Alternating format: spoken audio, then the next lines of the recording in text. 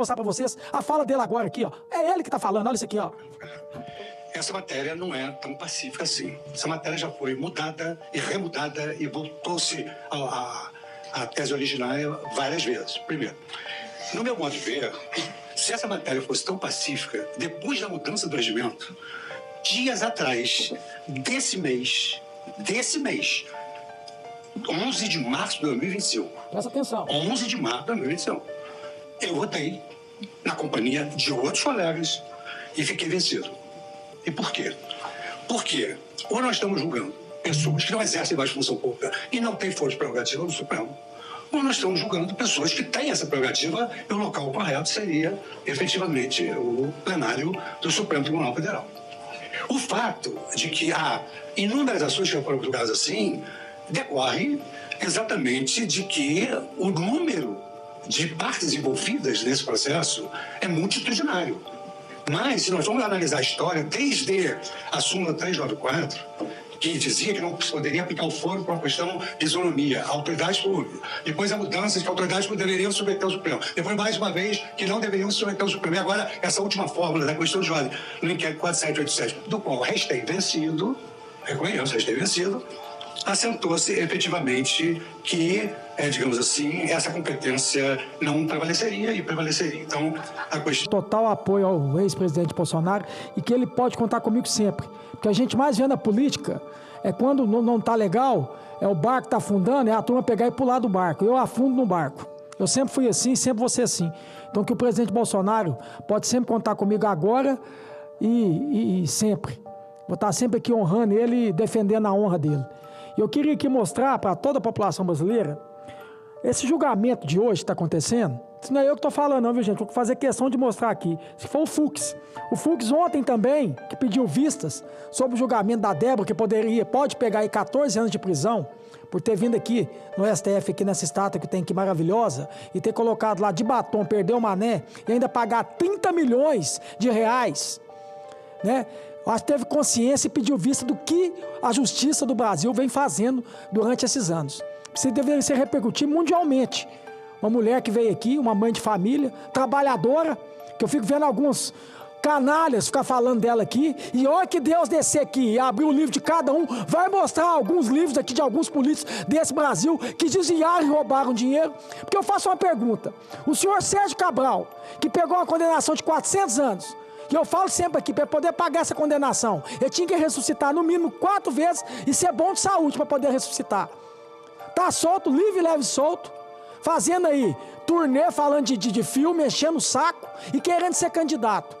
Ele desviou na saúde quase 300 milhões de reais. Pergunta se esse cidadão devolveu 300 milhões de reais. Pergunta se ele pegou uma multa de pagar 300 milhões de reais. Essa moça que veio aqui, sujou de batom aqui, pagar uma multa de 30 milhões de reais. Ainda bem que o Fux teve consciência e está tendo consciência novamente, gente. Eu queria mostrar para vocês a fala dele agora aqui, ó. É ele que está falando, olha isso aqui, ó. Essa matéria não é tão pacífica assim. Essa matéria já foi mudada e remudada e voltou-se à tese originária várias vezes. Primeiro, no meu modo de ver, se essa matéria fosse tão pacífica, depois da mudança do regimento, dias atrás, desse mês, 11 de março de 2025, presta atenção. 11 de março de 2025. Eu votei na companhia de outros colegas e fiquei vencido. E por quê? Porque ou nós estamos julgando pessoas que não exercem mais função pública e não têm força prerrogativa no Supremo, ou nós estamos julgando pessoas que têm essa prerrogativa e o local correto seria efetivamente o plenário do Supremo Tribunal Federal. O fato de que há inúmeras ações que já foram julgadas assim decorre exatamente de que o número de partes envolvidas nesse processo é multitudinário. Mas, se nós vamos analisar a história, desde a súmula 394, que dizia que não se poderia aplicar o foro por uma questão de isonomia, autoridades públicas. Depois a mudança de que autoridades públicas deveriam se submeter ao Supremo. Depois, mais uma vez, que não deveriam se submeter ao Supremo. E agora, essa última fórmula da questão de ordem no inquérito 4787, do qual restei vencido, reconheço, restei vencido, assentou-se efetivamente que, digamos assim, essa competência não prevaleceria e prevaleceria, então, a questão da competência do Supremo Tribunal Federal, ainda que os agentes não exercessem mais cargo público. Resumindo para vocês entenderem bem popular, o próprio Lula, quando ele foi julgado, ele não era mais ex-presidente, então não tinha mais foro privilegiado. O que aconteceu com ele? Não foi o STF que julgou, foi a primeira instância.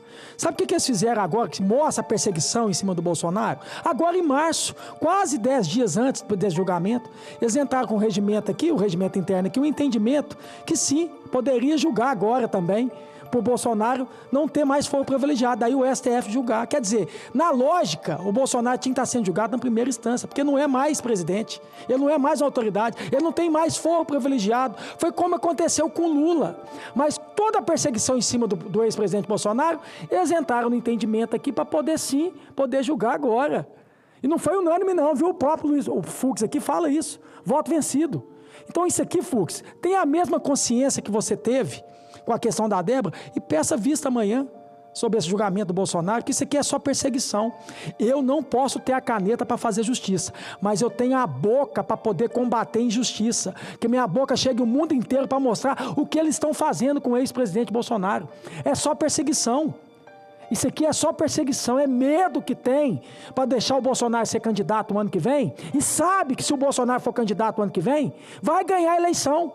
Faça pesquisa novamente, gente. Faça o Lula que está lá no Japão andar no meio do povo. Faça o Lula fazer isso, andar no meio do povo. Ir para a rua. Se quiser, eu vou com ele. Se quiser, eu vou. Vamos andar no centro da cidade, das capitais, aqui do DF, lá de Belo Horizonte, lá do Nordeste. Faça isso. Isso é tudo medo do Bolsonaro. Por isso que querem de todo custo prender o Bolsonaro. Mas como eu sou homem e tenho gratidão e tenho lado, independente do que acontecer com o Bolsonaro, estarei com o Bolsonaro. Sempre vou ser assim. E deixar bem claro aqui, eu nunca achei que existe salvador da pátria no mundo, no Brasil, em qualquer lugar, não. Você pega as histórias aí dos governantes, de Davi, de Moisés, de Salomão, de por aí vai. Todos os reis, todos os governantes erraram. Ninguém é perfeito. Mas como o próprio Marcos Rogério falou aqui, que faça dentro da lei, que não faça essa palhaçada, essa covardia, essa perseguição que está fazendo. Isso aqui está virando no Brasil aqui é uma vergonha. E eu espero que o mundo veja essa vergonha, que o Brasil, que a justiça vem passando nesse país aqui.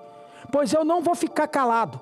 E eu espero, você que está vendo esse pronunciamento meu aqui, que o ano que vem, que tem eleição, que são 2 senadores, que você vai poder votar, e é o Senado que deveria ter vergonha na cara e poder combater essa injustiça aqui, porque se tivesse mais aqui, eu tenho certeza, 54 senadores de coragem, esse ministro já estava impeachmentado, porque eu já assinei, e eu não tenho medo nenhum. Como eu falei para vocês, infelizmente eu não tenho uma caneta, porque se eu tivesse caneta, o que não falta para mim é coragem, porque eu não tenho rapreço com ninguém. Graças a Deus. O único que eu tenho aqui medo aqui é a minha consciência com Deus. Esse eu tenho medo. Agora de ninguém aqui nessa terra aqui me põe medo. Zero. Ah, meu pai me tinha, mas eu não tenho meu pai mais. Mas ninguém me põe medo aqui não. A sorte de Deus é essa. Mas eu espero, você que está vendo esse pronunciamento meu aqui, que o ano que vem, presta bem atenção em quem você vai votar, que muitas das vezes para senador, quando você vota para senador, você nem sabe em quem que você está votando. A verdade é essa. Se fazer uma pesquisa agora, e sair na rua e perguntar, a maioria dos eleitores, em quem que eles votaram há 2 anos atrás, eles não sabem quem votou para senador. Porque o Senado nunca foi interessante para a população brasileira. O Senado sempre ficou distante do povo brasileiro. O povo nunca sabia o que era senador. Parece que a gente vive num mundo paralelo aqui. Inclusive está aí, está todo mundo para o Japão, aqui não tem pauta nenhuma, os projetos nenhum relevante. E o que acontece no Brasil? O Brasil parado. Mas eu espero que você que esteja me vendo aqui tenha consciência o ano que vem. E preste bem atenção nos candidatos do seu estado e vote com consciência. Porque quem vai mudar essa realidade aqui, quem pode combater essa injustiça aqui é o Senado, não é nem a Câmara. Porque somos nós aqui que faz sabatina com o ministro. Inclusive quem estava lá, ministro Flávio Dino, votei contra ele. Sabatinei ele aqui, votei contra. Zanin, advogado pessoal do Lula. Também votei contra, foi sabatinado aqui. Então, quem tem competência aqui somos nós. Então, espero que cada um brasileiro que esteja me vendo agora, o ano que vem pesquise bem cada candidato a senador. A gente tem a chance aqui de fazer a maioria e fazer história. Aí sim combater essa injustiça que estão fazendo, não só com o Bolsonaro, como a Débora, como várias outras pessoas. E eu quero aqui pedir aqui você, Fux, que teve consciência de pedir vista sobre a situação da Débora, que vocês vão passar vergonha. O Brasil inteiro está falando de julgamento da Débora. É uma afronta à população brasileira, é uma covardia que está fazendo com essa mulher. E ainda vejo alguns políticos debocharem da Débora, ainda vejo algumas pessoas debochando, esquecendo o passado desse político, da Lava Jato que teve, do Mensalão, do Petrolão. Que moral que vocês têm de falar da Débora?